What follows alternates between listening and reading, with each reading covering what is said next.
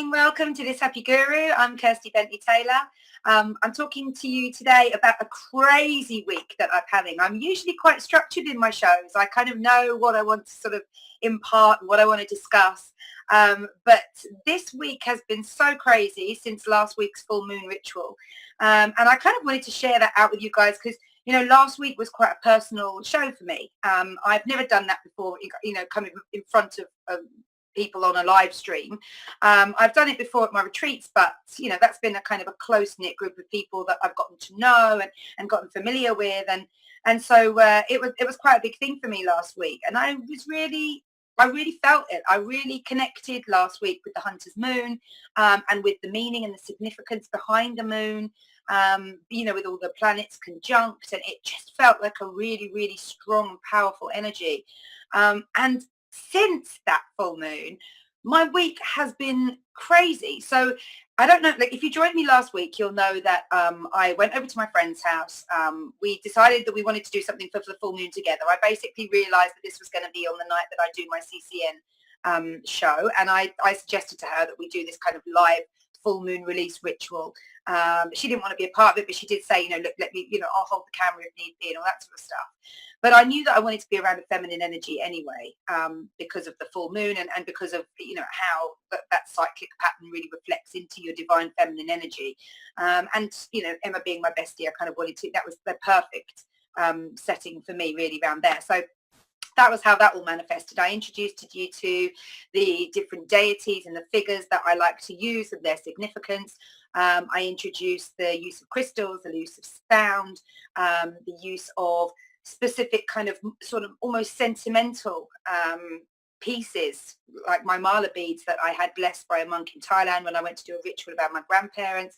You know, that kind of ancestral link where you can really look back from whence you've come, sort of thing, and gain strength from there, from the struggles that people who have come before you have gone through, and how that's laid the path out and open for you. So it was quite a personal one for me last week.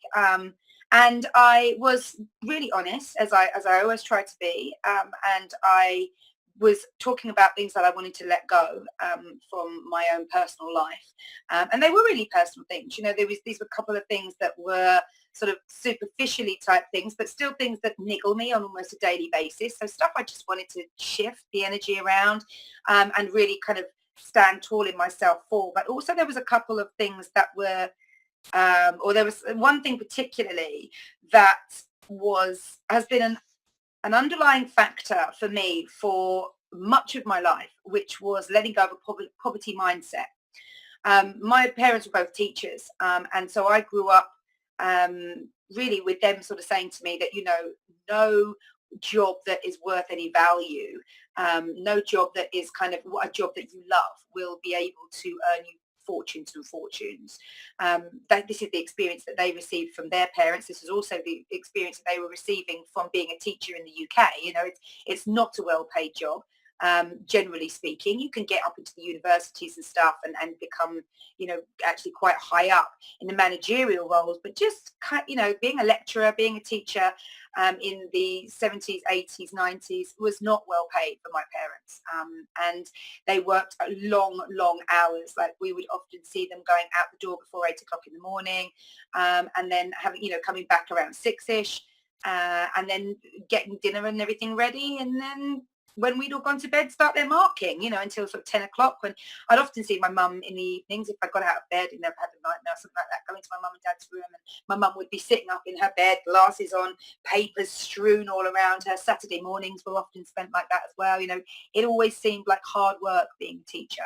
And they often reflected that, you know, for the amount of work and for the amount of hours that they did, it wasn't particularly well paid. So this was a mindset that I kind of grew up with.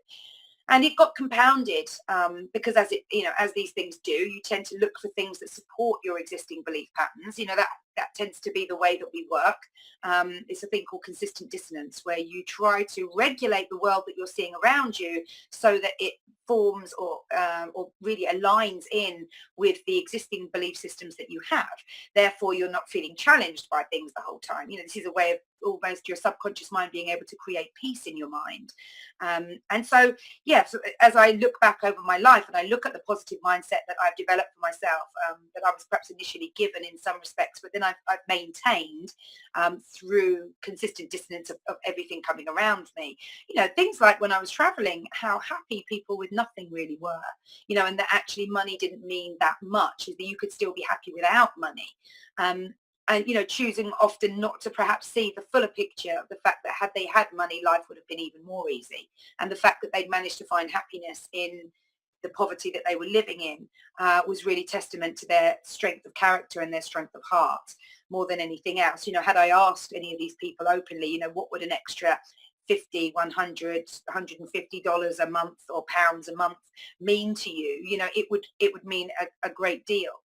And over the last sort of 4 or 5 years, I suppose, as I've been really looking at my mindset and looking at whether or not it serves me specifically, I've done quite a lot of internal work on how my mind works, my belief systems, my limiting belief systems, and gone back in time and tried to trace them all back to source so that I can really begin to know whether this is something that's almost a fundamental belief system or something that I've adopted for my own, for being able to kind of align my mind so that I'm not being challenged, so that I can continue believing what it is that I believe without being too challenged by the existing world. So, that was one of the things that I wanted to release last full moon, was this poverty mindset. And there was other stuff around money that I wanted to release as well. One of the first things that I wanted to release was the idea that because I work part-time, so I have 3 children. My husband works full-time. He has his own business. We have a business that's renting villas in Thailand, and he has a business which is to do with fabric and fashion in the UK, and he's been maintaining those 2 businesses. So we have staff that work for us in Thailand, managing the villas and seeing the people coming in and out, the clients, the customers coming in and out. And over here he has a business partner that he works with and staff.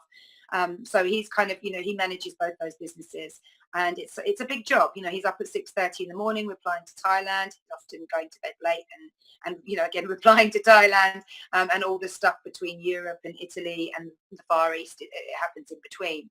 So he very much works long full-time hours. And so it was our decision that when we wanted to extend our family, I would stay at home and have the babies and do the mothering bit and be the parent, because both of us had parents who had to work full time when we were younger, and both of us had the experience of being passed from pillar to post with babysitters and carers and that sort of thing, and neither of us liked it. Both of us had these ideas that we just really wanted to go home at the end of the day, and so those feelings from our childhood were so strong that we decided to construct a different life for our kids, even if it meant kind of giving up certain things. Certainly for me, it was about giving up, for a certain time anyway, my wants and dreams and career path, the things that I wanted to do with my life. And for him, it was kind of just being, having to really focus head down and be the main breadwinner without the support of your partner. And, so we've been kind of building that life as the children if we had them, if they've been young, and then going forward now, as the 3 of them are in full-time education now, this is when I've really begun to kind of pick up my business. I began to train when my youngest was, she was about just over a year. And I have really gotten from strength to strength with it then. As soon as I came back from doing my teacher training in India, I went straight into establishing myself in Thailand, working as a yoga teacher. I then went straight into training to be a life coach, and then, went straight into kind of canvassing out for work for that. And then in between all that, a lot of other life stuff has happened. But it's always been, I suppose, a bit of a bitter pill for me to swallow, giving up the independence of having your own money coming in. And in effect, what's happened is that I kind of lost a part of myself to mothering, if you like, that I wasn't really expecting to do. I mean, as you talk to women who have come out of their career paths or have, had to give a large proportion of their lives up to dedicate it to bringing up the family, it's not always something that you are guided through by anybody. You know, there's a lot of advice around parenting and around motherhood and all that sort of thing, but there's not that much pragmatic advice, I don't think. You know, that I certainly would have really benefited from somebody sitting me down and saying, look, it's going to be a real struggle for you giving up this, this, and this. You know, it's going to be hard, because this is something that, you know I worked through my whole life. I started work when I was 16. I was so keen to earn my own money and gain my own freedom. And that's the thing with me, with the money. It's about aligning it with freedom, with the ability to be able to live as I want, travel as I want, move as I want. And over my late teens, early 20s, all the money that I earned was going towards travel.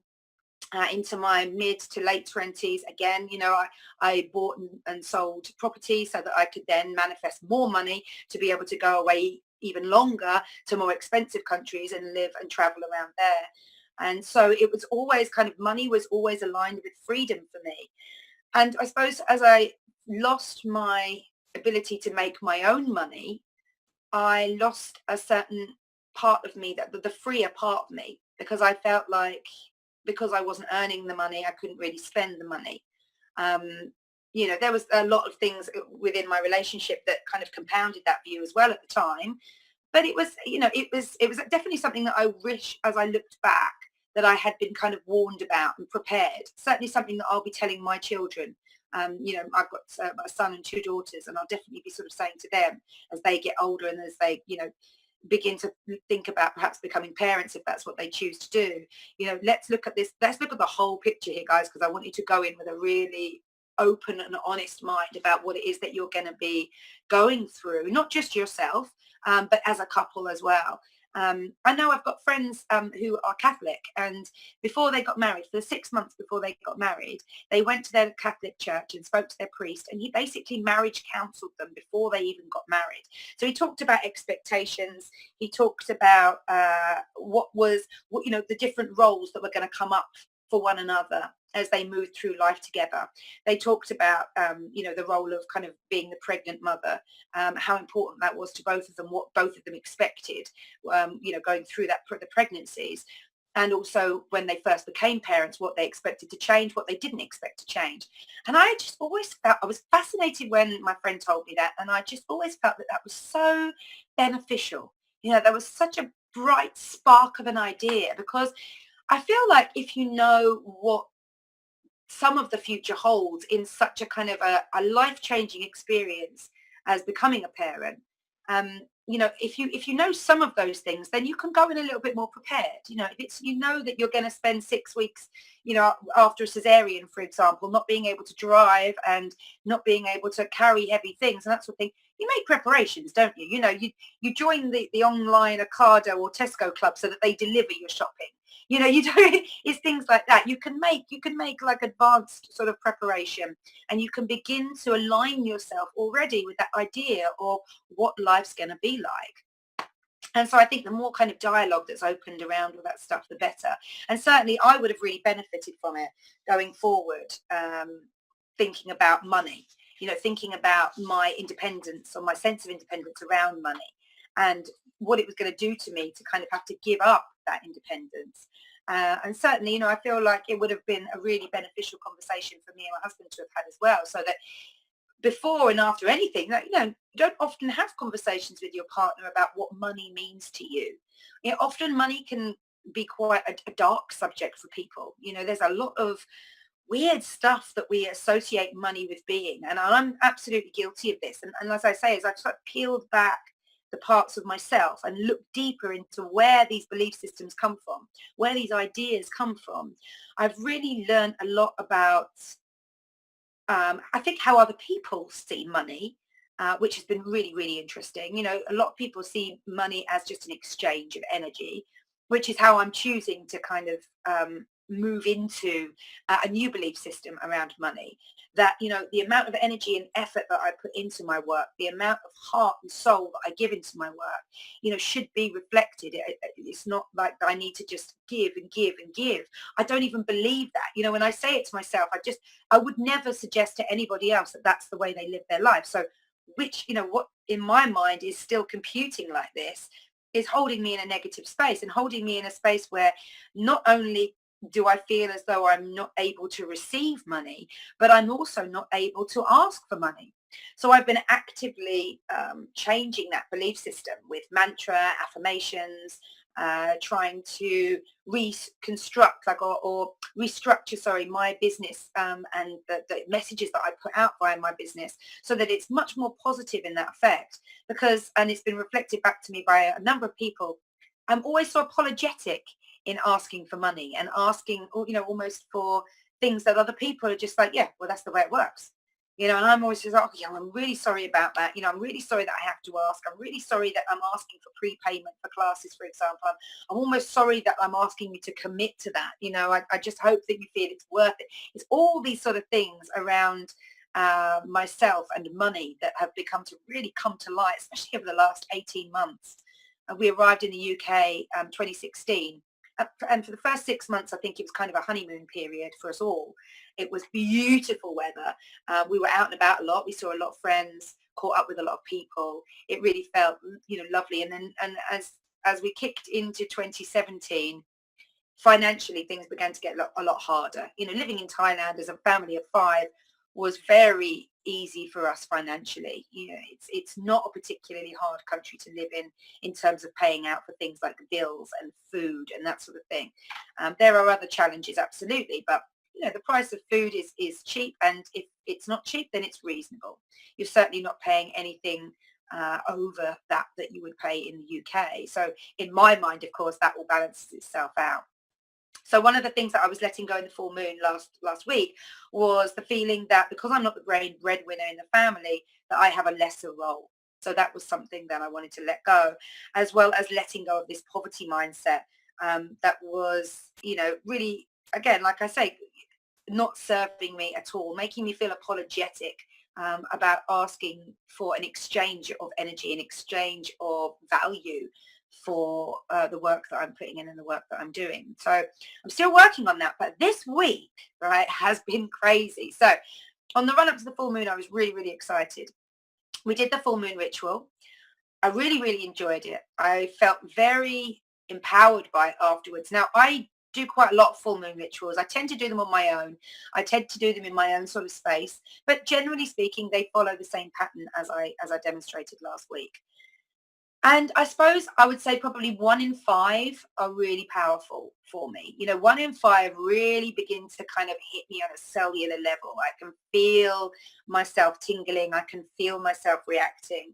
And last week's was really one of them. I felt things changing, which was fabulous. But then over the last week, not only did I feel things changing, and that I kind of brought that energy back into the house, but it just has been resonating ever since, which is fabulous. And this is why I wanted to reflect this back to you guys, because it's not often, I think, that you put your faith in something and then you literally see the manifestation of it happen so quickly. I'm a big faith person. I have a good relationship with faith. Absolutely. I'm very much a kind of a throw it out there and it will come back somehow kind of girl. It doesn't always come back immediately, and I don't often relate things that I do, for example, to things that I then receive following on. But I just put out the best that I can, knowing that the law of cause and effect will enable me to receive what it is I need to receive. And the law of attraction, if I keep grateful and if I keep open and if I keep with that idea of being able to receive back again as well, will be able to bring stuff back into me as well. So this is something that I wanted to touch on about today, is the law of attraction, because what's happened to me over the last week has really, I suppose, been a proof of that law. Now, I spoke about the laws of the universe, the fundamental laws of the universe, a few shows ago. I think it was like 3 shows ago, 2-3 shows ago. And I spoke quite generally about all of them. And I touched in on the law of attraction, but the law of attraction is such a big law, such a big universal law, and often misunderstood. I think probably more so now than it has been. But definitely, this is the law of attraction is the universal law that has incited the film and the book The Secret. It's the kind of the law that has been spoken about throughout history, from from the Bible through to Buddha, through to all sorts of things. Proverbs and the Bible. People like who else has used it? Shakespeare's used it. Newton's used it. Like when you go through kind of the quotes of people, famous people over the course of history, this law has been known about for, hundreds and hundreds, if not thousands of years. And yet it's not really out there. It's certainly not being taught. Like these are fundamental laws of the universe, of which we are a massive / small part. It's kind of, we own an energy that can affect and ripple through the entire universe should we need it to, should we want it to, should our intention be set there. And yet we're never taught about this power that we have. Now that probably what the whys and the why has that happened and all those sorts of things is probably a whole different show. But it's something that I feel very drawn to kind of empower people with through my work. And it's reflected back to us in so many parts of ourselves. The law of attraction is very, very present in your physical health, your mental health. So even if you only look at it on a very local basis, if you're looking at literally as in, my mental health is affected by the law of attraction, my physical health is affected by the law of attraction, my financial health, for example, is affected by the law of attraction. Those kind of let's just take those three things before we keep going on and on into emotional health and relationships, which definitely are affected by the law of attraction. You can just keep going on and on. But just looking at those three, I went to see Dr. Bruce Lipton on Saturday, who is a scientist that I've mentioned before. He's the author of The Biology of Belief and the Butterfly Effect, Spontaneous Evolution, and he has been a cellular biologist and scientist since the mid-60s. So what we're thinking now, we're thinking mid-60s, 78, let's say 40 years he's been in this genre, and was always a very avid explorer of nature and of chemistry as a child. So this is somebody who's kind of come in with this gift. And what he's started off doing was biochemistry, and the structure of biochemical reactions, and cellular, and then moving into cellular health, cellular reactions, looking at diseases, this sort of thing. And he's done some really, I believe, pioneering work on cellular health. And what it's affected by, and the way that our metaphysical selves, our energy selves, really begin to affect the physical part of ourselves as well, which again is not recognized, not shouted out, not really driven home to anybody. And yet again, basic fundamental stuff that enables you to live a much more mindful and conscious existence, knowing exactly what your thought processes are doing to you, so that you can modify them, so that you can also, so that we can bring our children up with this mindfulness, so that we can really empower one another to get the best out of this experience that we call life. So I went to see Dr. Bruce Lipton. I think I'm jumping forward a little bit, but he talks very much about the law of attraction within our cellular health. So your cells, each one of your cells, we're made up of like a community of about 50 billion cells. I'm sure I've written it down here somewhere.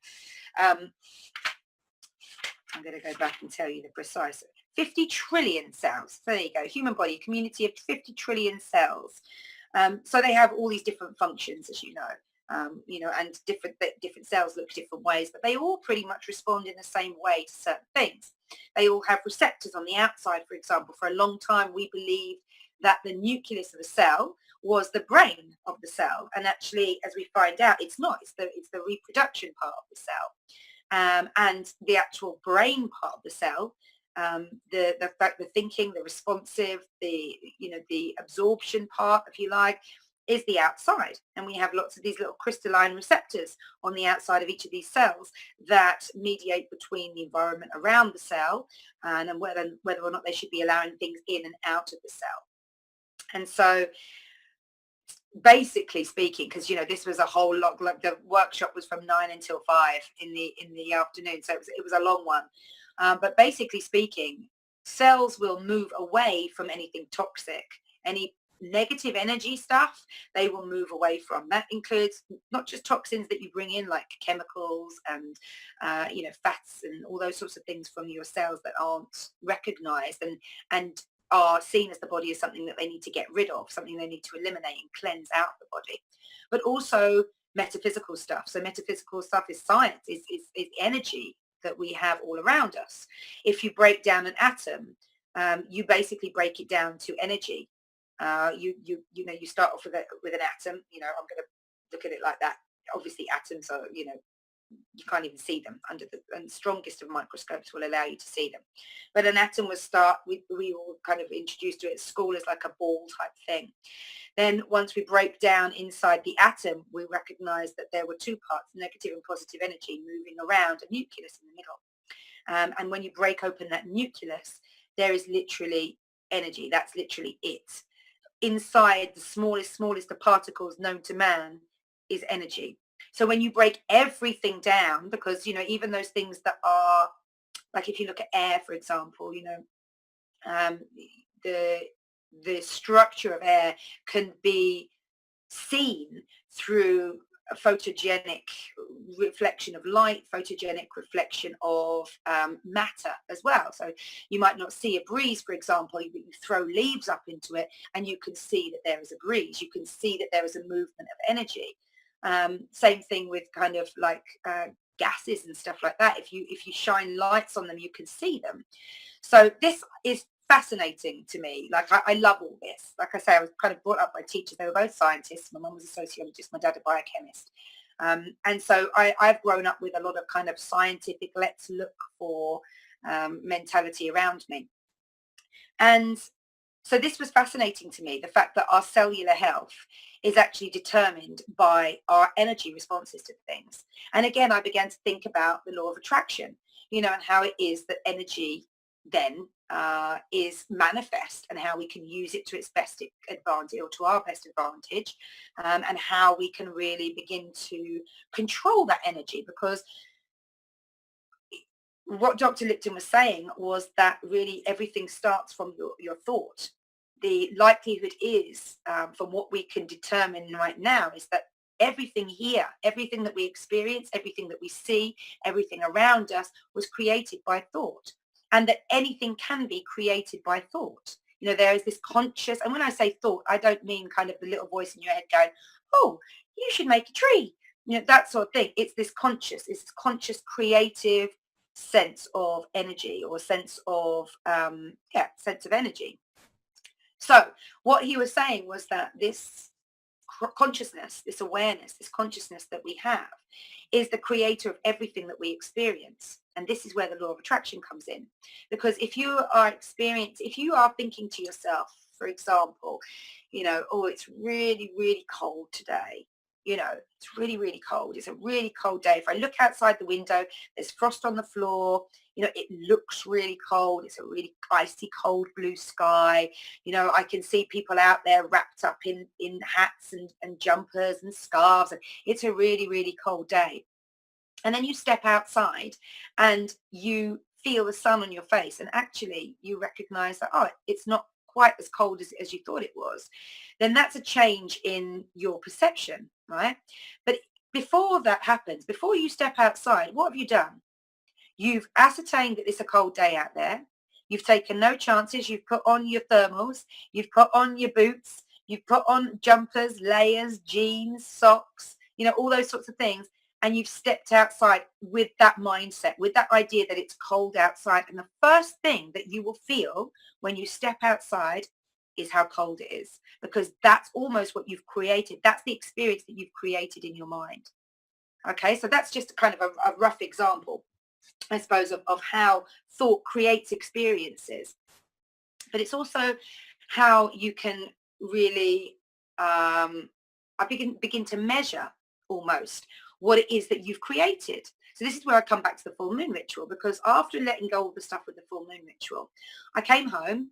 It was about 11 o'clock. Everybody was in bed. So I didn't see anybody that night, and I didn't have any chance to kind of discuss anything with anyone or talk to anybody. The next morning I got up at my usual, so 5 o'clock, did my yoga practice, didn't really think too much of anything, just was kind of still a little bit buzzing from the energy the night before, and got up and kind of just got on with my day. I make the packed lunches for the kids to go to school. I let the dog out, it's all those sorts of things. And as I began to just kind of move through the general routine of the morning ritual in my house, I began to be aware that there was, I was going into the rooms and I was thinking, God, usually I go in and I'm picking up socks and I'm picking up this and I'm picking up that, which was one of the things that I wanted to release last week as well. Apart from the poverty mindset and the feeling of having a lesser role because I'm not the main breadwinner, there was also the letting go of picking up after everyone. And that was my husband and my children, both of them, basically, because they seem to be manifesting it all together and merging in as one. And as I moved around the house, I noticed that actually there wasn't anything much for me to pick up. There wasn't anything that, there weren't the usual socks. There weren't the usual slippers.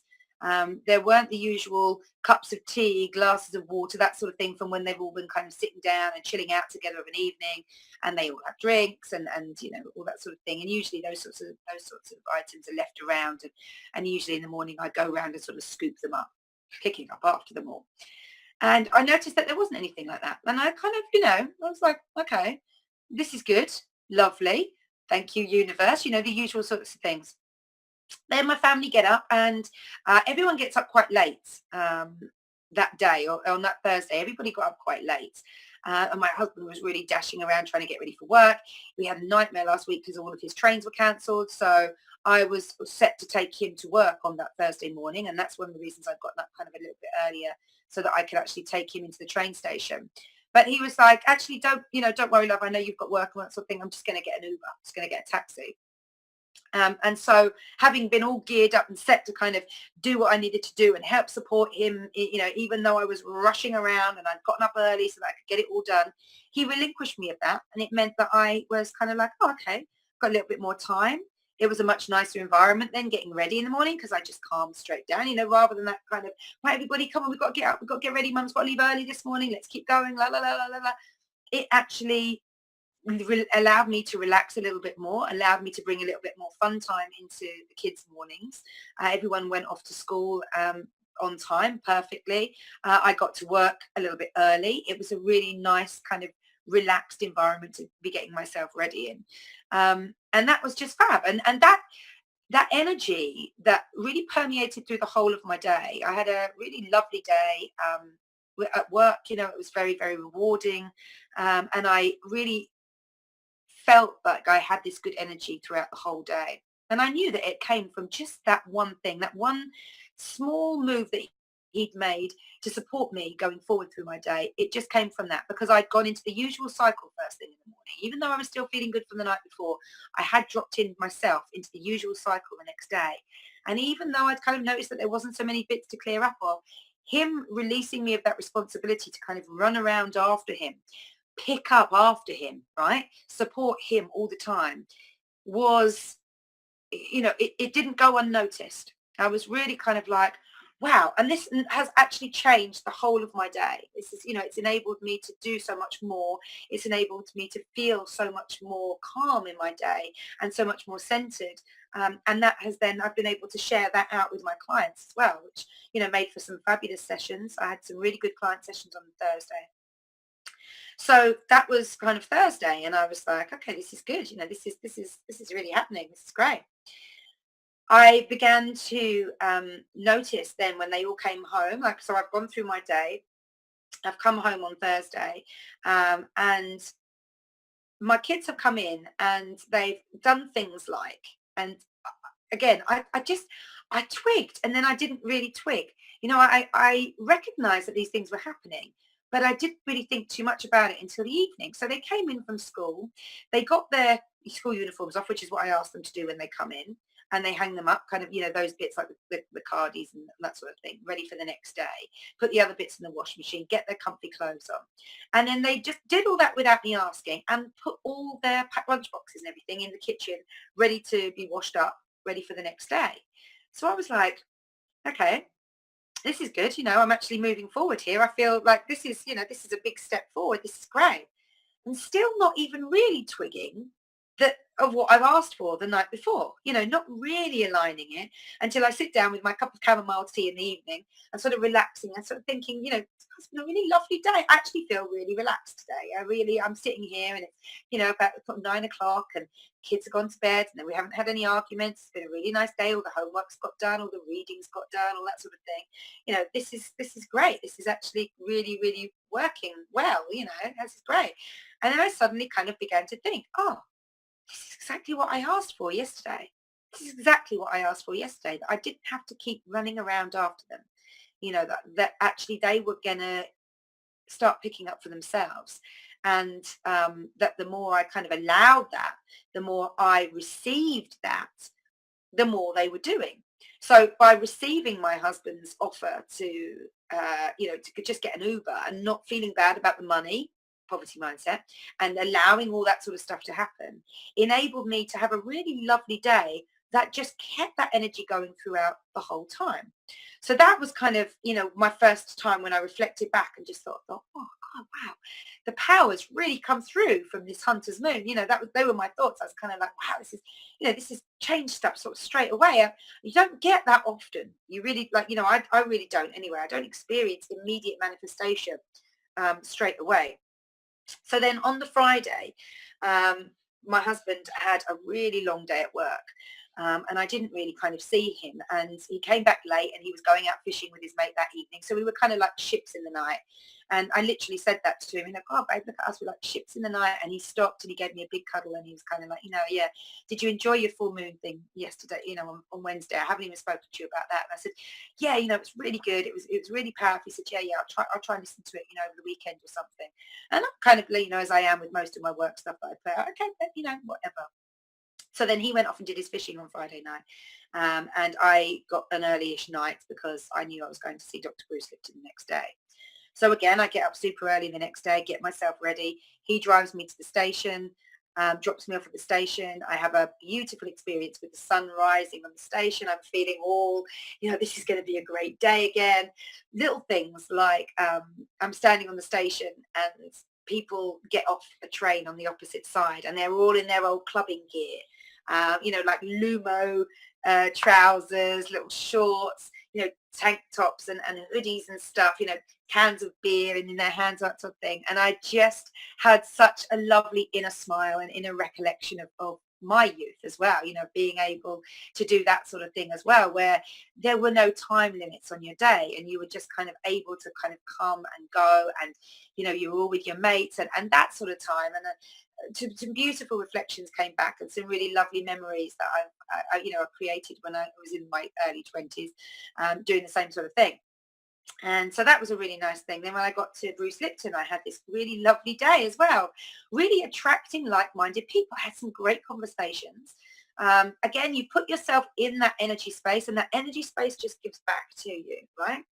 So I had this, this really lovely day with Bruce Lipton. I caught up with a couple of friends, and I didn't really spend too much time with them. Actually, I'd expected to spend more time with them, but as it was, I spent more time in the company of strangers, but really lovely people who could not only share a part of their lives with me, but that I could benefit them by sharing a part of my life with them, which I always love. I always love that feeling that when you've gone and you've dropped into a place, like-minded people are attracted to you and you bounce off one another.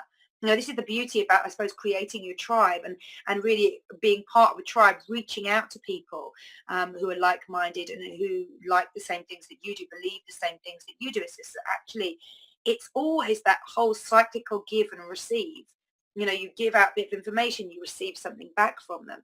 Lovely French guy that I spoke to who had just quite by chance happened upon this ticket. One of his friends couldn't go, so he was, kind of in there, and he was just sitting there just like, wow, this is kind of like amazing stuff, like I knew that this stuff existed, but to actually see it, science written out, and to be able to relate it back to your, the very cells of your body is crazy.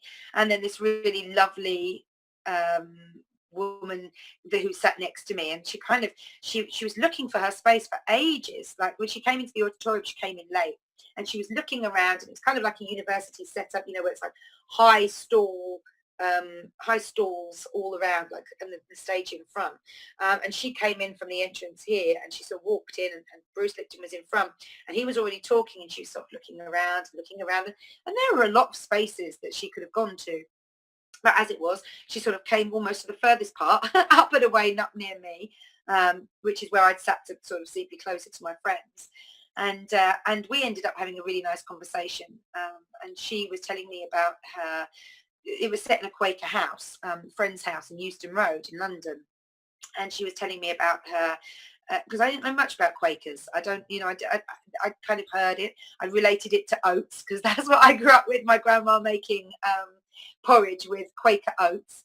And she was telling me all about Quakers and how it really is about, her father used to work within a Quaker retreat house, and they would have these retreats there, and it would be a lot about sort of sitting around and absorbing thought patterns from one another, essentially, being so consciously linked that they were able to respond to thought patterns and respond to questions that were being raised non-verbally by the other members of the group, which I found fascinating. That's amazing, that sort of stuff. And so I was kind of grilling her, and she was grilling me, and I was telling her all about, my story and my life, and how I've come to be here, and all this sort of stuff. And she was taking a lot from me. I was able to give her a lot of advice on books to read, and places to go for further information, and all this sort of stuff. So that was really cool. But it just, again, it sort of struck me that putting yourself in that energy space, it really just gives back to you. It's like attracts like. And actually, that's such a positive part of the law of attraction. And it's not that hard to kind of manifest that, really. When you think like attracts like, okay, so what do I want to attract into my life? Ultimately, we want to attract happiness, don't we? We want to be happy. And so what's the best thing to attract happiness is to be happy, to be grateful, to feel gratitude, and to feel joy, and to feel that happy, and allow yourself to feel that happy, even practicing the receiving side of that, and really allow yourself to do that. So that was on the Saturday. Then on the Sunday, I had perhaps one of the most enlightening conversations that I've had with my husband in a while. We were talking, I was saying to him, one of the things that Bruce Lipton said was that a relationship that is, when one person is growing one way and the other person is growing another, is doomed to failure. And I know that within my marriage, I've done quite a lot of changing. I am not the person really, well, I'm not the person that my husband married. My interests have changed. The way I live my life has changed. The food groups that I eat have changed. The way, my daily schedule has changed. I haven't always been somebody that's got up at sort of 5:30 in the morning. And that certainly wasn't the person that he married. We used to enjoy kind of just lying in bed together. In fact, my son used to wake up at about 5:30, and I would kind of groan and go in there and just lie on the floor next to his bed, just trying to get him to go back to sleep, or get up with him and kind of, just allow him to play on the floor while I laid down on the sofa, just trying to grab an extra minute or 5 of sleep before having to get up and getting on with my day. So I'm very aware, actually, that as a person, I've changed a lot in the time that we've been married. And I'm quite aware as well that he really hasn't that much, he's created so much and he's developed so much within the actual person that he is, and the way he lives his life and the choices that he makes around his life. There have been some changes, don't get me wrong. I don't think he's kind of just stuck in a rut or anything like that. But I just, that comment really hit home to me. So I sort of said to him the next day, look, there's something that that the lecturer, Dr. Bruce Lipton, said yesterday that it hit something in my heart, and I feel like I want to be open and honest about what it is going forward. And so I said this to him. I sort of said, he basically said that when there's two people in a relationship and they're growing different ways, through different interests and that sort of thing, that relationship is doomed. And it's kind of playing on my mind a little bit. It's playing on my heart. I don't want that to happen to us. I want to be mindful moving forward that we're opening communication and really discussing what's going on with us with life. He was super receptive to that, didn't take it at all defensively, and in fact shared with me that he kind of picked up this book at the train station, which had, or was beginning to change his life. And he'd done this on Friday. So we really had, like I say, been ships in the night passing. But he's just like, Kirst, it was just one of those magical moments where I walked into the train station and I was thinking, I'm over all the audio stuff. I'm over the podcasts. I'm over the radio that I'm listening to on the way to work. I'm kind of over all that.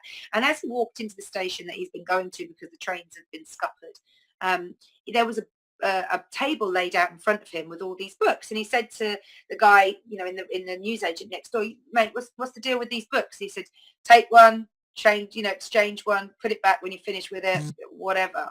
So he looked down at this table and he said there was literally all, kind of dog-eared books and old books all around this table, like piles and piles of them. And then right in the middle, there was this brand new book by Wayne Dyer. I think it's Change Your Thoughts, Change Your Mindset or something like that. And he said the weirdest thing was that it wasn't a particularly sunny day, but the way that the light was shining in on this table was really illuminating this book, this brand spanking new book that he, kind of just was drawn to straight away, not least because the light was shining down on it, but because it was this pristine book that looked like no one had ever kind of read it amongst these dog-eared novels, fiction, Barbara Taylor Bradford and Jackie Collins-esque stuff that he, would never really interest him. And he was just kind of like, so I picked it up and I'm definitely going to put it back, and I've been engrossed in it ever since. And I haven't really had a chance to kind of tell you. So he brings this book out, and it's the Wayne Dyer one. And I'm just thinking, oh my God, because, I've been studying and reading Dr. Wayne Dyer's stuff and listening to his seminars and stuff for about the last 5 or 6 years. And I know that I have mentioned this to him before. I know that I have spoken to him about the mindset changes that I've had through listening to him, that are kind of little aha moments that have come in. And that, it just filled me with so much joy to hear this, because I'm kind of like, so I've said to him, I want us to be on the same page. And I want, I want us to be able to share in the same things. And I wasn't as specific to him to say as I want you to be able to see the magic that I see in this world. And yet there he was reflecting the sort of stuff that I call magic in my life. I never think of it as just a coincidence. I don't believe in coincidences. Everything to me is kind of a synchronicity. And, just the way he described this meeting of this book with him, with the light coming through and, everything else being sort of old and dog-eared around him. And then this kind of brand spanking new book, which I know he would love because he's quite a meticulous person. So the fact that this was a new book would have drawn him to it anyway. And then he's picked it up and he's kind of taken it and he's reading it, and now he's engrossed in it. And it relates back to the Tao Te Ching, which is a book that he started reading in Thailand and kind of, was enamored with for a while, and then it sort of got put on the shelf and almost forgotten about, and life took over. And he was really enjoying it and reflecting back to me about the Tao and about the way it is, and what it had done for him in the space of about 2 or 3 chapters was reflect back to him all the ways that he needed to sort of change, and the things, the thoughts, the mindsets that he needed to let go of to be able to really enable happiness in his life. So he's he's a very direct person, my husband. He's very straightforward. What you see is what you get. There's no game playing. He is what he is. And I've always really admired that about him, the fact that he stands tall and true in who he is. And it's not perhaps something that I've always done, if I'm honest.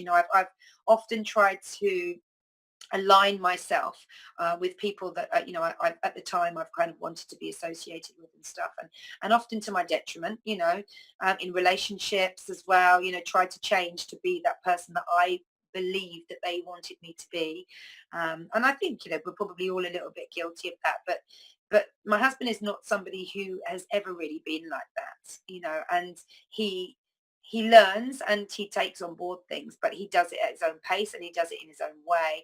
And like I say, I've always kind of admired that about him. So for him to be turning around and saying, like, I know that I need to let go of this so that you can, I can really learn to love you for you fully, was such a breath of sort of fresh air for me. I don't want to go into the specifics of what it is that he's dealing with, because this is my reflection. This isn't his. But to receive that from my point of view was really quite, I don't want to say mind blowing, because it sounds like this is something that, but it was such a big revelation. The whole thing, the whole conversation that must have lasted for about 2 hours, because we were going over it. We were doing the dinner together. We were chatting about it. It's really opening loads of stuff up. It was kind of, oh, God, I see things like that too. Recognizing that we hadn't really touched base on our spirituality with one another for a while, and that we'd been just kind of routinely going through life, and kind of dealing with the stuff that gets thrown at you, financial worries, work worries, stuff around the kids, stuff around business, the general getting stuff done within the family home, whose role is whose, and who's responsible for what, and all those sorts of things. And so it was a really open conversation, and one that we've actually needed to have for a while. And it kind of all just came spontaneously on the back of this one comment that I was a little bit worried about sort of saying. I didn't want it to come across as being negative. I didn't want it to come across as being like, this is what I'm expecting. I've gone through some massive personal growth and you haven't done anything, because that wasn't what I believed. And yet I hoped that it wouldn't be misconstrued and taken like that. So the fact that he kind of took it all on the chin and then came back to me with kind of all this enlightened stuff, and was fantastic. And again, I was kind of like, God, this is like, this feels like it's all come really from, again, the poverty mindset. This mindset that I have, that, you have to almost struggle to do well. You have to, and not just with wealth, but within relationships as well. So this has opened up a whole new layer of stuff that I need to be kind of working on for myself. But it's, again, it was all that sort of stuff from the full moon. So I decided on the back of that I was going to really start to embrace the law of attraction, and use the law of attraction to really shift this whole thing around the poverty mindset. So I've started saying mantras, and I've started being grateful 2 or 3 times a day for receiving, and receiving money in, and receiving in the form of gratitude, and how grateful that I am for the life that I lead, and all those sorts of things. And, to the point where I'm kind of, walking the dog, for example, and I'm literally, I'm so grateful for this beautiful day. Thank you so much for this weather that, it's enabling me to do something that I love to do, and to share this experience with, the animal that I love, all these sorts of things. And I found lovely things have come to me because of it. So I've, started practicing a morning mantra where I say, thank you for the abundance of wealth, of financial wealth that I will receive in the morning today. Thank you for allowing me to receive this wealth through doing the work that I love to do. There's a bit more to it than that as well, but it's basically that, and I'm just hands together, really, really grateful. Thank you. And it sets me in a good energy, in a good space for the rest of the day. That's the number one thing that I've noticed over the past sort of few days. And also, I've had a new client come in. I've had a client extend their hours. I have had people be generous enough to give me kind of gifts as well. Like I've received a cookbook in, an Ayurvedic cookbook, which so this is crazy. I haven't even put this out to the universe. This has just been in my mind, that I really, Ayurveda has always been around my study with yoga.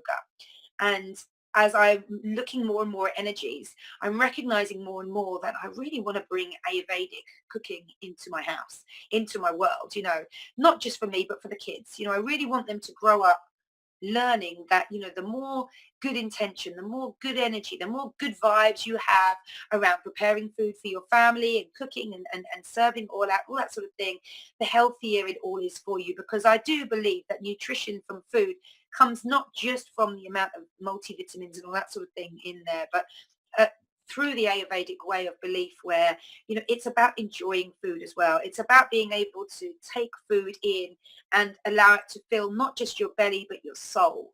And that's one of the principles of Ayurvedic cooking that I really, really love. And that I'd really love to give out to the kids as well. They've already very healthy mindsets in the way that they eat, and they know about how, foods, fruits and vegetables, that sort of thing affects you, and what you can use, certain herbs and vegetables, and what we should omit of our diet when we're not well, and things that you can use to help heal you. So they already know those things, and they tend to make quite educated decisions. They are children, who are prone to the same things that all children are. They like the sweeter stuff in life. They like to be able to have their candies and whatnot. But they are, they're mindful as well. Like when I put the good stuff on, they'll eat the good stuff first. We have a few mantras around food, like good food before bad food, which I've been ingraining them since they were like this big, and so we have all those sorts of things as well. But again, just enabling that, that to come into my life. Like, I had a client cancel on me on Tuesday, and ordinarily I think I would feel disappointed, a little bit like, okay, that I love my clients, I love the work that I do, so there is always a sense of disappointment. But this day I received a message in when I was with my first client of the day, and she had expressed a lot of stuff to me, and we were going through, a kind of deep conversations, and it had taken up a little bit more time than I would ordinarily sort of permit for and allow. And I recognized that, had I had the next class to go to, had she not cancelled, I wouldn't have been able to have really gone into the really important things that my client was expressing to me, and I wouldn't have been able to serve them as best as I could. It was just, I just needed that extra bit of time. And so I went in straight away with gratitude attitude, with the attitude of gratitude. I went straight in with, oh, that's amazing. Now I can carry on, and I reflected back at the end of it, like, I know I've taken you over time a little bit more, and my client was, grateful, but also, it's been lovely, and thank you so much, and would you like to stay for a coffee? So then I stayed for a coffee. It turns into like a 2.5-hour chat where we're really getting into our lives, our history, the way we've lived our lives, the messages that we've come through, and this sort of thing, and which is fabulous for me with with a client, to really be able to get into the kind of the nitty gritty of where they've come from, so that I can even tailor better the work that I do with them. And she gifted me this Ayurvedic book at the end of it, this Ayurvedic cookbook. She said, I don't know what happened. And this is where I love the universe, right? She goes, I don't know what happened. I didn't think that I pressed 2, but 2 arrived. And they literally arrived this morning. So she's got them kind of unpacked on her beautiful counter that we're sitting up at having our coffee. And she's just like, would you like it? And I was kind of, well, if you don't want to send it back, I'll never get around to sending it back. I just thought, I gifted to somebody. I'd love it if you'd have it.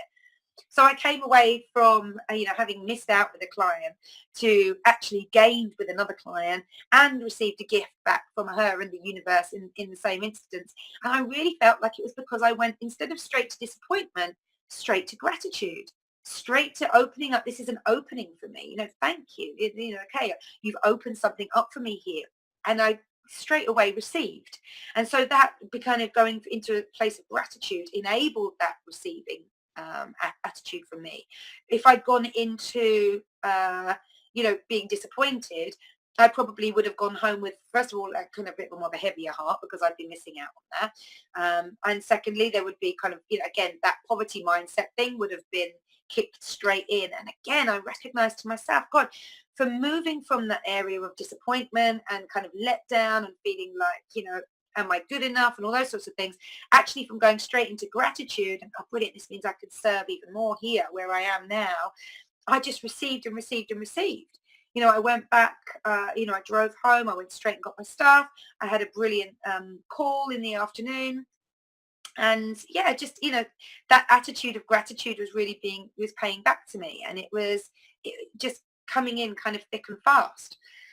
So I wanted to kind of focus a little bit of time today as well on the law of attraction and how we can really use the law of attraction. Because as I say, it's been reflected back to me over the whole week. What I essentially put out and wanted to release and let go of. As I let go of that negative energy, so positive energy came in to fill it. And that's how I feel like the whole week has gone. As I've let go of negative energy, it's allowed like a vacuum, this vacuum of the universe where something has to then be there to come directly in and fill that space.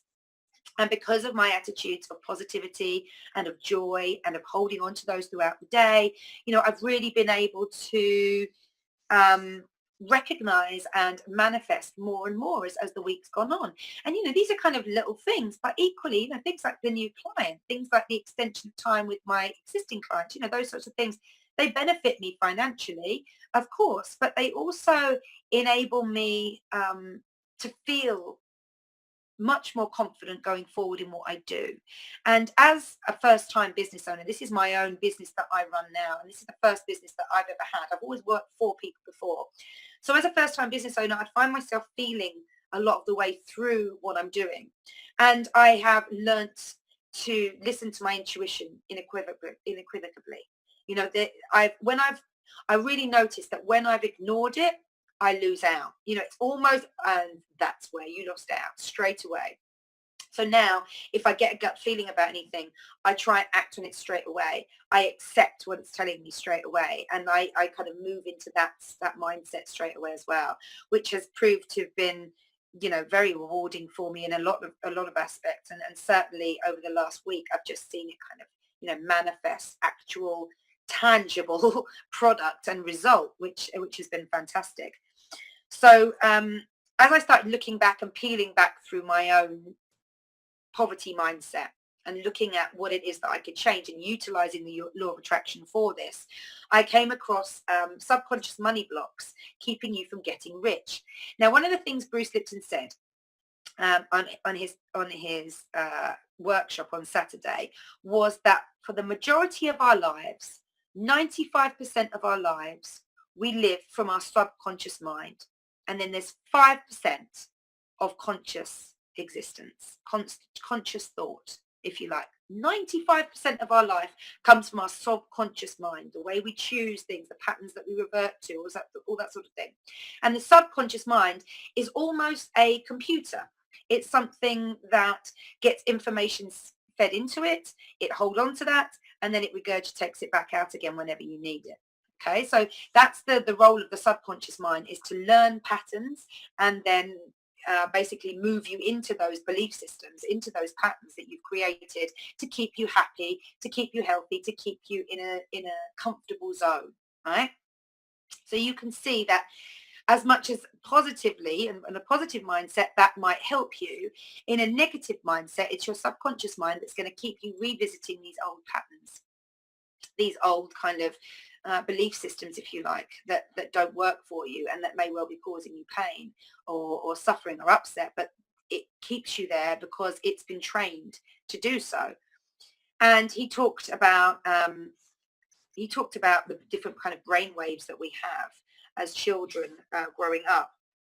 He talked about, I'm just trying to find it now because it was fascinating. It was kind of like the first 7 years of your life. You are in this hypnotic state. You are, I'm trying to find it. Did I even write it down? I thought I did. Have a look. Okay, yes, I did. Well done me. Yeah. This is going to come in handy. So from the 3rd trimester of pregnancy up until you are 2 years old, you are in a delta brainwave state, okay, which is quite passive, very absorbing. Then from 2 to 7, you move into a theta brainwave state. So the delta is quite an unconscious programming, for example.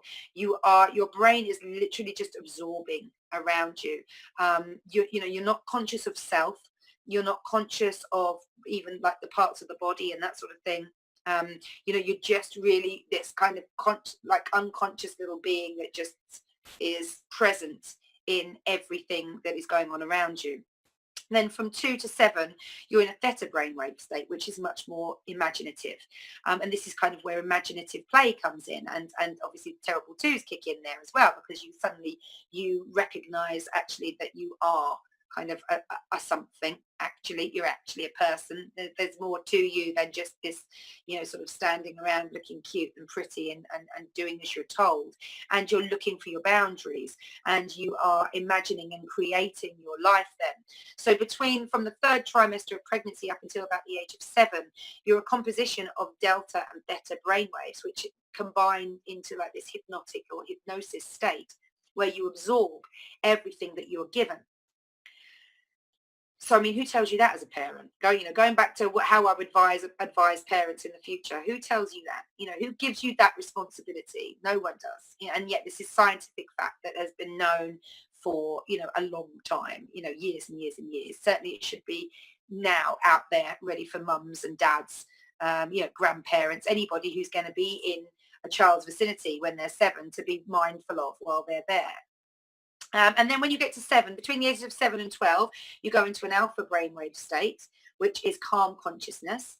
And then from 12 up, you are in a beta or beta brainwave state, which is your active consciousness. So that means that you're kind of able to create and live and create and live, but only for this 5% of your life. The rest of it is your subconscious self, which was essentially developed between the ages of 0 to 7. So that was really, really interesting for me, and it was really kind of one of those things as well that I was just, again, like I say, like, wow, why are we not taught all this stuff? Why are we not? Why is this such a kind of a secret? Why is it only when you come to a lecture that you find out these sorts of things? A scientific lecture on cellular health and your emotional self. Why is it we find out about these things then? So, like I said, peeling back all this stuff about myself, I looked at subconscious money blocks from keeping you from getting rich as a way of being able to look back into my subconscious mind and recognize where my blockages are so that I can turn them around, right? So that I'm working on the law of attraction, so I'm not beating myself up again about this. I'm not going to put more negative thoughts and emotions and energy into this.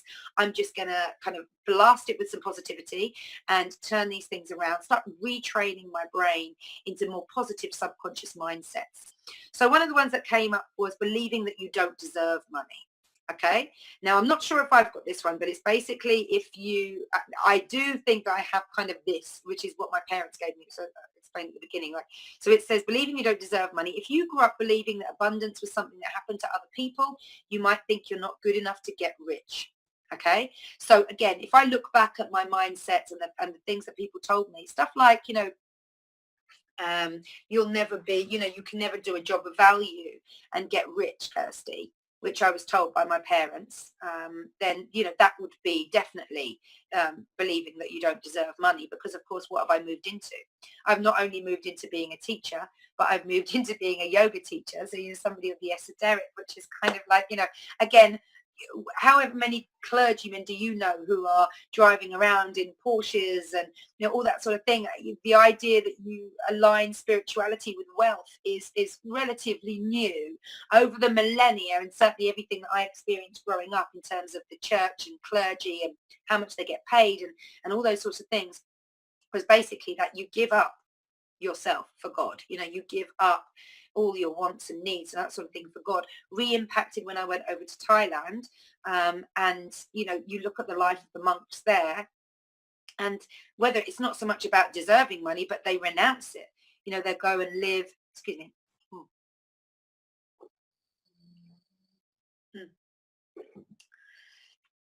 they'll go and live with next to nothing. They go out begging for alms, that's what it's called, every morning.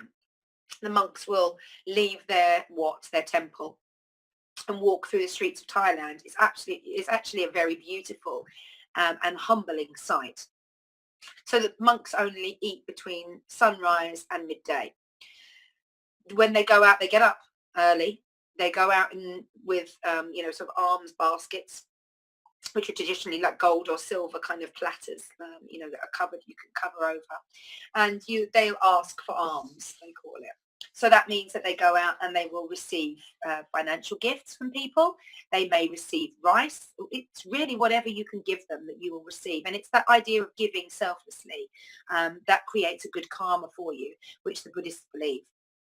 So every morning, if you're in Thailand and you're in the right place and you're up early enough, you can see the monks going out in their beautiful saffron robes, and they're walking and walking and walking, often with no shoes on, you know, often with just a simple bag with a bottle of water or something in it, asking for alms, not just for themselves, but to take back to the temple for those who have been holding morning services and who have been praying for the poor and you know, who have been sitting in meditation for hours and hours, and they take it back and they share it all with them.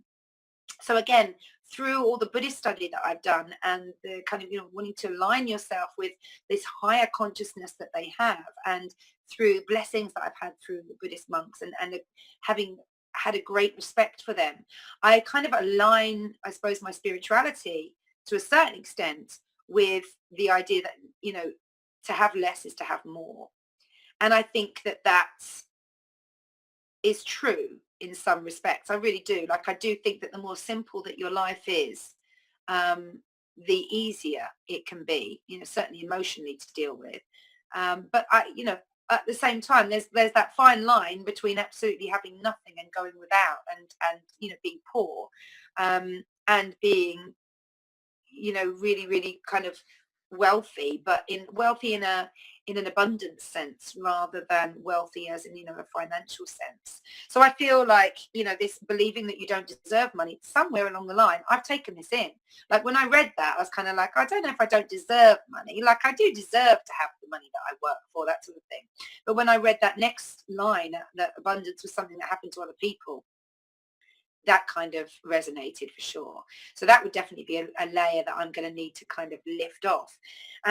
And again, you know, begin to say to yourself, you know, I deserve the abundance that I receive in my life. You know, I give out, therefore I should, you know, I need to receive. Like you know, that's the cycle. That's, you know, that keeps the world in balance, right? You keep giving and you keep giving, you keep giving. That's just out of balance. And I recognize very fundamentally that everything needs to be in balance. You know, there needs to be that support almost in the universe. And so, yeah, so that kind of resonated with me. That was kind of like, okay, need to rethink around that one. So I kind of came up with, I deserve wealth and I'm moving towards a life of abundance constantly. So, you know, that was kind of a nice little one for me to do. The next one was the negative assumptions about money. And then, so this was something that as I was reading through, I was thinking, okay, yeah, I do have negativity around money. You know, how can I begin to shift that? You know, so one of the things that was suggested on the various sites and YouTube videos and stuff that I've watched about the law of attraction and attracting abundance and wealth, and this book that I'm reading by Wallace D. Wattles, The Science of Getting Rich, which is basically the whole principle is around the law of attraction. I really like how direct and frank this book is. It really appeals to my masculine energy for sure. It's kind of all about, you know, look, you know, this is a kind of a no BS approach. This is what you've got to do. This is what you've got to focus on to the end, you know, to the extent of everything else, you know, only focus on this sort of thing. But you know, I get it. I do get it. And reading through it, and I'm just kind of like, again, I'll put that on or read it before bedtime, and I'm just inwardly nodding to myself going, yes, absolutely, I agree with all this stuff. So I feel like the more I re-imprint it, the more I'm changing my belief systems, the more stuff that I keep bringing in and going, you know what, that's right. And saying that out, like, I agree with that. That's exactly how I feel. You're affirming it out to the universe. You're affirming it inwards towards yourself. You're changing your cellular structure, right, by taking the conscious thought and making it an acceptance, a reality for you.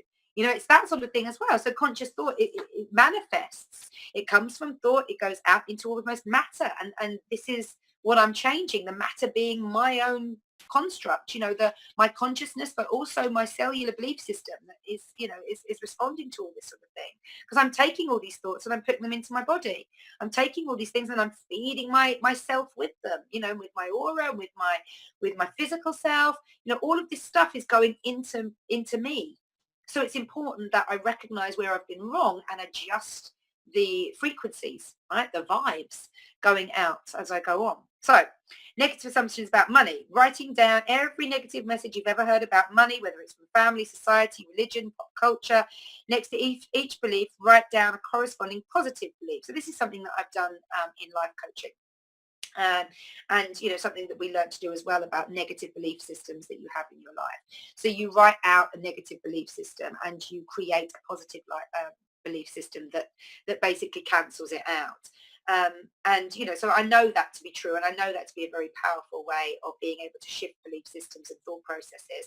So yeah, I'm going to do that. I'm going to kind of really get on and really be specific about exactly what it was that I must have heard, in the kind of the run up between 0 to 7 and maybe even into sort of 12. I'm going to keep going with it all and see what it is that I've taught myself or I've adopted as being the reality of the world that I live in, when it might not necessarily be. I mean, this is the funny thing about the subconscious mind, right? It absorbs all this stuff when you're a child. When you're kind of at your most impressionable, you've got no life experience. You've got no basis for comparison. You've barely got a rational, logical mind, and yet it's making all these assumptions and it's absorbing all this information from people that you're born into being around.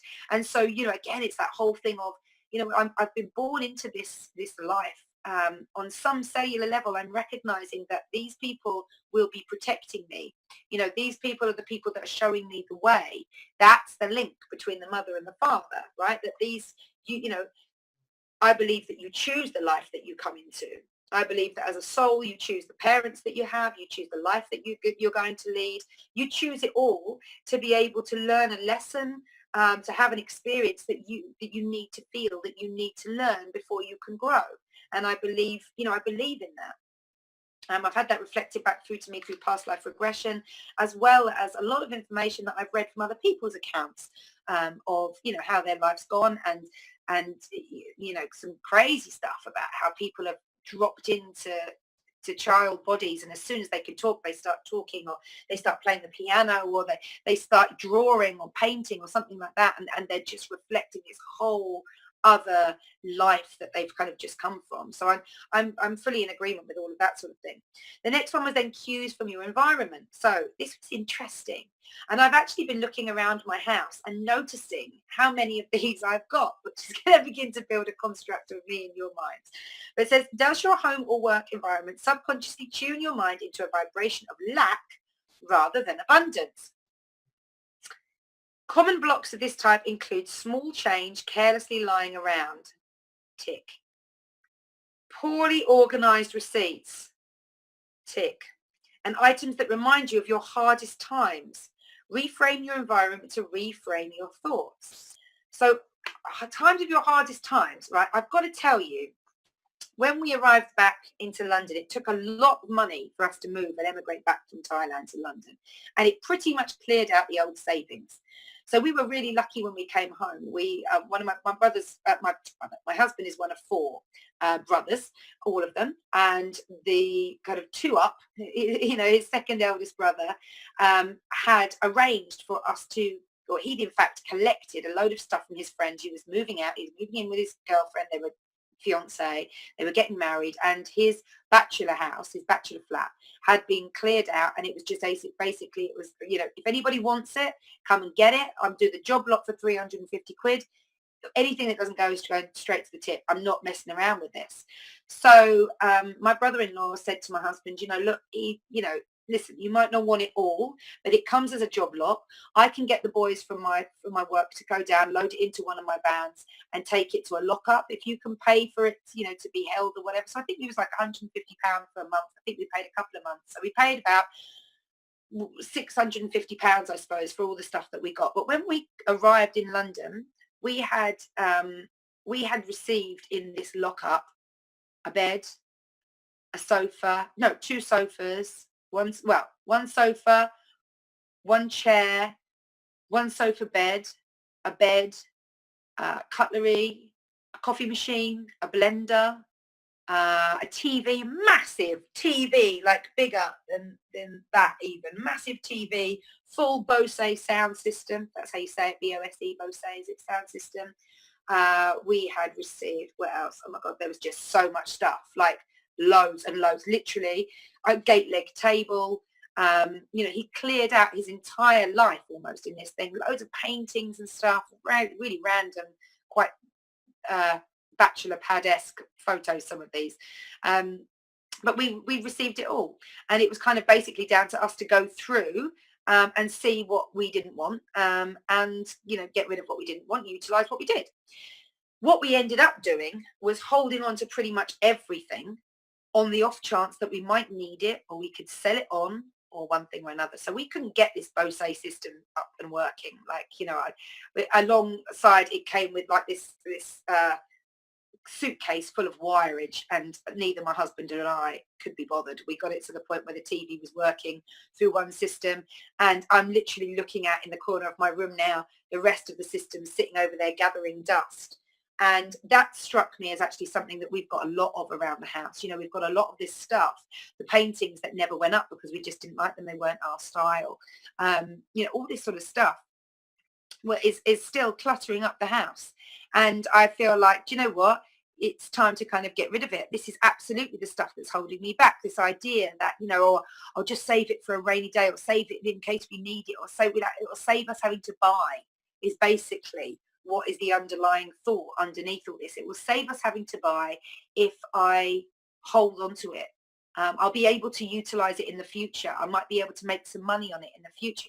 All of it is a really positive poverty-led mindset, because it's kind of saying to myself that, you won't have the money to be able to buy this in the future. So keep hold of it just in case. You might need money in the future. So keep hold of it in case you can sell it. All this sort of stuff. I should have just gotten rid of it. I should have put it all on. I'm going to do that. I'm just going to put it all on, as a free thing. If anybody wants it, come away, come and get it. It will be of use to somebody, and then I can kind of let go of the whole guilt that I feel around not really being able to recycle things and taking, especially all this technological stuff now, it just goes to the dump, doesn't it? And it's just like landfill.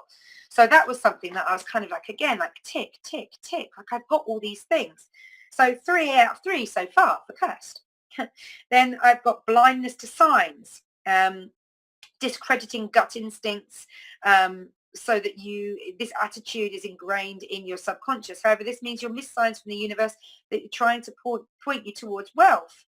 Now, this is something I think actually I wouldn't say I've necessarily seen signs particularly, but I definitely would definitely kind of give in to the fact that I probably don't use my intuition around wealth as much as I could. I'm good on my intuition. I'm good at acting on my intuition, but I don't think that I'm tuned into my intuition around wealth. And that's something that I really want to tune into, hence beginning the affirmations, hence being able to literally speak out to the universe wherever I am and say thank you for the abundance that I receive, the financial abundance that I'm receiving. Thank you. I appreciate it, and I know I'm deserving of it, and it just makes my life easier. It makes me, feel like I can contribute more, which makes me feel happy, which makes me feel joy. So thank you so much, all those sorts of things. Then an excessively giving mindset. So being generous is great, but to manifest abundance, you need to be both a giver and a receiver. So opening up to the reception and the receiving of money and wealth and love and, physical health and all those things that you might want to change, you might want to draw into your life. One of the first things you need to do is practice receiving it all. Be open to the fact that you deserve it, that it is your birthright, that, you open up to these things, and you have to be able to be open to be able to receive. It's a bit like somebody giving you a sweet and you've got your hands down underneath, tied behind your back or something like that. There's no way of really being able to fully receive that sweet or that gift. You have to You have to have your hands out to be able to receive, right? You have to say, oh, and putting your hands out, I always think is almost saying thank you before you get it. It's kind of like, it's that I'm receiving, thank you. So it's linked so intrinsically with gratitude that you can't help to be grateful, to be thankful, to be feeling blessed, as you receive. And I think that's one of the beautiful things about learning to receive things. It's actually, it feels like a blessing. It feels like you've been blessed. And when you feel blessed, you feel joy. You feel happy. You feel, that it's a good thing, isn't it? You've done something well and you've been blessed for it. It's that whole thing, which I think we grow up with, with the idea of, being a good girl or a good boy in certain situations and that sort of thing as well. So yeah, an excessively giving mindset. Then lack of specificity, being specific, lack of being specific. I can't say that word. So the law of attraction is all about being specific. You can't be general with the law of attraction, otherwise you will get general. And it's a lot harder to notice the definites, the things that have come to you, the things that you can say, oh my goodness, there it goes. It's reiterating my faith because that's exactly what I asked for. And there it is. You need to be specific about what it is that you want in life to be able to set your intention towards it, to be able to set a definite path towards it. And I think, the law of attraction will answer your calling for whatever it is you want. So be specific. Make sure you ask for exactly what it is you want. Don't take any prisoners. Like, enjoy this whole process. And as you open your hand out to receive, know that what you will be receiving back again will be specific to what you have asked for. So this whole idea of being specific is actually quite time consuming in my experience, but also very, very vital. I've gone over goals that I've wanted 3 or 4 times, adding to it, bigging it up, making it more beautiful, more in line with the feelings and the emotions that are aligned with my dreams. One of my biggest dreams really is to gain financial freedom to be able to travel and work simultaneously from wherever I am in the world for the rest of my life. Like, that's very, very general, that description of that, but it's quite specific, but it's very, very general. When I write this stuff down, it's how it looks for me waking up in hotel rooms, for me waking up in chalets, other people's houses, these sorts of things. Like, I have a very varied way of wanting to travel around and experience the world. But I know from being kind of isolated in travel that I really want my life to be a constant source of connection with other people, and to be able to kind of almost feed off that energy, as well as being able to put into that energy with everything that I do. So that is a very general idea of one of the things that I really, really want. I need to be much more specific about it. I need to really think about the way that feels to me, that freedom, how grateful I would be to be able to do that, to be able to log in from the beach and be able to talk to you like I am now, to be able to, I don't know, to be able to do anything. Like, I kind of love the idea of schooling my children on the road. We've toyed with this. My husband and I have toyed with this so many times, and it just comes back to the whole thing of feeling like as much as we could teach them, they would get more from somebody else. There's that whole kind of parent child relationship that clouds that. If you look back to the traditional way of being able to pass down information through like the tribes, and through education and learning, specifically think about the guru and seer of India. India yoga tradition is very, very steeped in the guru seer relationship, which is the teacher taking a young child, taking like the seer as a young boy traditionally, because girls had a role within the house, and taking that boy and taking him away from the family, taking him away from that relationship with his parents that could be misconstrued, that was always overwhelmed with love, and taking them away and teaching him properly. And I love that idea for my kids. I would love to be able to, one of my dreams is to manifest enough money that I can hire teachers who are inspiring and who fit in with our ethos of educating through life experience and through, interest, and really be able to create that with them, create that learning environment with them as well for my children going forward. So that's definitely one of the things up for me. And I need to be really specific about that. I need to really discuss that with the kids as well, because as I'm planning out, my own life, and they're obviously a huge part of it for me, I need to know what will make them happy, because I don't want to start wishing for something that could be their absolute nightmare.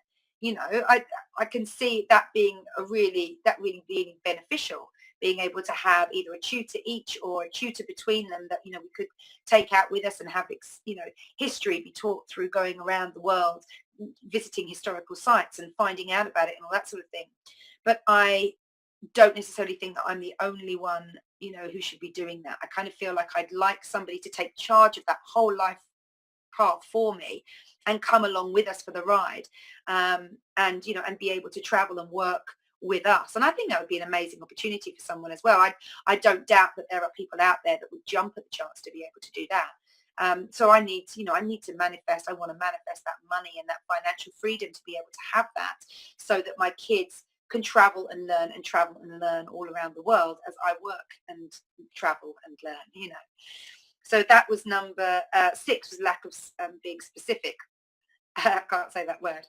Number 7 was low expectations. So again, I think this is something that we get given through the other people in our lives, through the education, through society. We're not, like, just the fact that we're having this discussion and that we don't already all know about the law of attraction and how to manifest it and how to use it to its most powerful end is just testament to the fact that, we have been given low expectations. We have been given a lower stance of life. We are, so many constructs of our society and our cultures that we have built have been really all about keeping people down, keeping people working, keeping people not believing in themselves, keeping people not able to feel like they can change their lives. And we're seeing such depression now across the globe on such a massive, massive scale that it runs true that this system is failing us. Low expectations are failing us. We should have high expectations for our life. And certainly it says here, your ability to gain abundance or your faith in the law of attraction that's lacking. A mind is full of doubts or low expectations will not be able to harness the energy required for a wealthy life. This is something else that Bruce Lipton touched on, is that, energies will attract their like. Where they find, positive energies together, they will attract one another. And this is kind of the beauty of, again, like talking about people in your tribe. When you get together with something, some beautiful energy exchange happens, and it's a fabulous thing to be a part of.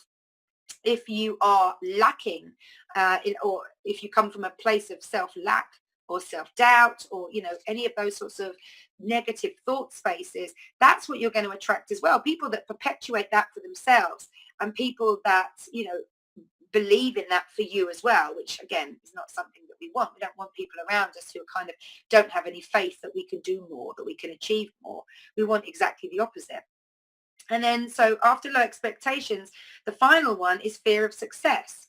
Now, I've toyed with this one a lot because I do often wonder whether or not, because so as a child, I did a lot of amateur dramatic stuff. I did a lot of Amdram. I did my City and Guilds all the way up to level 8, which is a lot, on City and Guilds is kind of little certificates and training certificates that you get.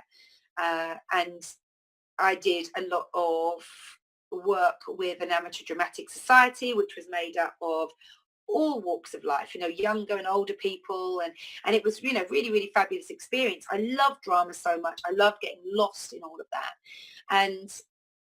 And yet, as I grew up, I was kind of being fed the belief that, you'd never really make any money. It's too competitive. There's a million people like you out there vying for like 1 or 2 jobs. I think it's very different now. We have so much telly now that there's probably really, as an actor, you could probably have quite a successful career just doing kind of, voiceovers and adverts and all those sorts of things as well. So I think certainly the world has changed to accommodate it more since I was younger and applying for university. But I actually walked out of my university interviews because I just could not align myself with the people that I saw around me. They just the energy felt wrong. It was full of ego. It was full of people showing off how wonderful they are, not just to their parents and whoever else, or their guardians, whoever else had come with them, but also to everybody else, strutting over to somebody else and introducing themselves and saying, what is it that you do? And taking almost a false interest in people. And I just don't I didn't want any of that sort of thing. And I wondered whether or not, if I went down that road of almost being successful, that's what I would receive from other people, in the industry, or, whatever really. So I definitely have some fear of fear. Um, yeah, definitely. I think a part of me always wants to stay a little bit in the shadows, and I need to work on that as well. The whole point of everything that I do is to enhance people's visibility on every astral plane possible. So why would somebody who plays small be the person that's attracting the people that want to do that? The people that can really go far and make real changes in this world. So yeah, that's definitely something that I need to work on. So just quickly before we end for today, the law of attraction states that there's kind of three things. The first thing is to wish or to ask for what it is that you want. Now, we've spoken about being really specific, but also be creative. Have fun with this. Write down loads of ideas, write down loads of needs, your dreams, really begin to picture in your mind what it is that you want going forward. Close your eyes, put your hand on your heart, and really begin to feel into exactly what this dream looks like, feels like, will be like for you once it arrives. Things like vision boards are very good. I might in fact do I might actually do a class on vision boarding, because I love vision boards, and it's a very inspiring way of really getting yourself into the mindset that you need initially to be able to make these changes and to be able to take the onus, if you like, for this. So really being very, very clear about what you want. And that's the first one. So that's number one. Then number two is about really getting stuff done towards it. It's like taking inspired action steps, building a project up around the things that you've wished or you've asked for. You very much need like strength and trust and belief and all those sorts of things to be able to move on and forward. But your intention is the thing that you would normally set. In this case, it's got to be moving forward from whatever it is that you've thought. So your intention. And then the next one is, of course, to receive. It's to feel excitement. It's to feel joy. It's to feel happiness. It's to feel gratitude, success, beautiful manifestation of things that you've wanted, as well as, comments like, feel it. Really allow the emotions of having something that you want to resonate in with your heart and allow that to create bliss. That's one of the ways of you being able to really use this 3-step program to manifest the things that you want almost straight away. And so, that for me is kind of the way that the law of attraction works for us, and the way that we can work it for us, more importantly. It's a beautiful thing. Like I say, the last kind of week has really inground into me the beauty of the world that we live in for so many different reasons. And one of them is because of the law of attraction. I just feel like this is such a fabulous law. Like the fact that our world, our lives have been created with these laws in them to be able to help us, to be able to save us, to be able to allow us to live long, full lives, is just fantastical for me. I just love all that sort of stuff. And so, it's the same thing with things like essential oils and things as well, that they can take you into a different place. They can take you into that imaginative place. So feel free there. And as you give out, receive back with the other hand as well, right? So one of the last things I wanted to kind of run through was, what is the law of attraction? very few people are fully aware of how much an impact the law of attraction has on their day-to-day life. So bearing in mind you're drawing everything into you. If you get up and you feel really, really not negative, the first things that you're going to be drawing into you are going to be negative sort of things. You know, it might be the bus is delayed or the train's delayed or something like that. But, you know, you're manifesting this sort of stuff. So be careful what you think about. Be careful what you wish for. You know, that sounds kind of a little bit, you know, roll the eyes, but it is, you know, to be careful in what the intentions you are setting out to the universe. Mm. The next one is talking about living, quoting from Buddha. Now, Buddha said, I can't remember the exact quote, but something like, what you have become is what you have thought. You know, what I can't remember what it is, but you basically, what you think you become, I think. Um, Karma comes from this idea of the law of attraction as well, is that, you know, if you do a bad deed at some point, that deed will come back to you, whether it's an identical replica of the initial deed, which has been certainly documented, or whether it's a more random way of you taking the lesson and learning it, you know, standing up for yourself, for example, you know, that sort of stuff. Then Proverbs 23:7, it reads, as much a man thinketh in his heart, so he will be. So it says no matter what you're looking for or have to achieve in life, if you can hold on to the idea and see it for yourself in the mind's eye, you can make it yours to have with some effort on your pen. And then I got a lovely quote from Rhonda Byrne, who says that everyone visualizes whether he knows it or not. Visualization is the great secret of success. And I wholly agree with that, because you need to get creative with this. You need to be able to see this. You need to be able to feel this. You know, this is something that is going to help you. And the more you focus on it and the more you allow other things out of your mind so that you can focus on it, the more focused your drive towards it will be, and the better responses that you'll get, and the more engagement you'll get.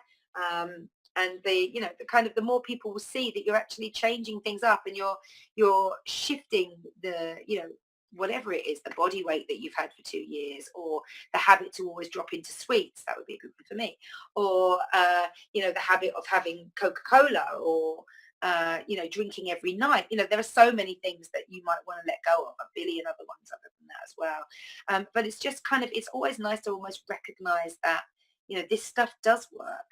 This stuff does happen. This stuff does come true. This is not just all theory like it has been for so many different, you know, drugs and pharma setup sort of thing. This is actually a fundamental truth. You know, is that everyone visualizes whether you know it or not. So visualizing is the key to success. And, you know, yeah, I mean, you know, that's fantastic, isn't it? You go, okay, yeah, it's fine. That's what I believe. And I know that with my husband, with a little bit more repetition, and he could just go, "Oh, that would be it. You know, that would be him up there getting in there with the asana poses and all the rest of it." So there we go. I wanted to reflect back on my week, my crazy, crazy week, how the law of attraction seems to have been present in all of it, and how I've received all the reflections from the law of attraction through opening up and letting go. So maybe start with the first thing. If you want to do any of this in practice, if you're thinking to yourself, do you know what, this could really serve me? Maybe make a list initially of the things that you need to let go of, and actively let go of those things, making this vacuum in, so that, you know, the universe can manifest this thing that you want and really bring it home to you. Be specific. You don't want to just say, you know, I want a toad sort of thing. You know, you end up with one of those giant sand toads or whatever they're called. You know, you need to be specific about everything, but the law of attraction is out there for us to use, for us to be aware of, for us to be mindful of, as we teach our children, as we teach one another. You know, all these things are so important, and yet they're slipping by the wayside because we're so distracted. I think that the law of attraction is definitely something that, you know, you can utilize and you can practice. And if you've got any questions, please put them up. after the end of this show, I'll be around for a couple minutes. And if not, then the producers always send me the comments so that I can respond. And I'm more than happy to help. So please do comment on any of this if you found it useful, or if you've got any experiences of the law of attraction yourself. Anything that contributes to this conversation would be amazing, because it's nice to hear, I suppose, as well, that people have had their own experiences with the law of attraction. Look what it did for me, those sorts of things. Like, that would be amazing. So I would love to hear that as well. And then I think that is me done for the night. Thank you so much for tuning in. I'm planning, I hope, next week, a sound therapy session with one of my dear friends who's actually in Goa at the moment. He's been studying Ayurveda and sound therapy, and is, after the kind of the use of the singing bowl in last week's ritual, and a number of comments that I kind of get from using that, I just kind of really wanted to touch base in on sound therapy. It's an amazing way of creating your good vibes, and in fact your bad vibes. If you think about the tone of our voice, we change the tone of our voice to implement bad vibes. We change the tone of our voice to implement good vibes. Music, there'll be certain music that will create a bad vibe within you, and you will be like, oh, I don't like that music. One of it for me is thrash metal. I just can't get behind any of it, but, again, it's all down to you. It's down to your personality. It's down to where you are on your journey. It's all that sort of stuff. But if you do have any comments, I would love to hear from you. Thank you so much for being with me today. Thank you. Namaste and good night.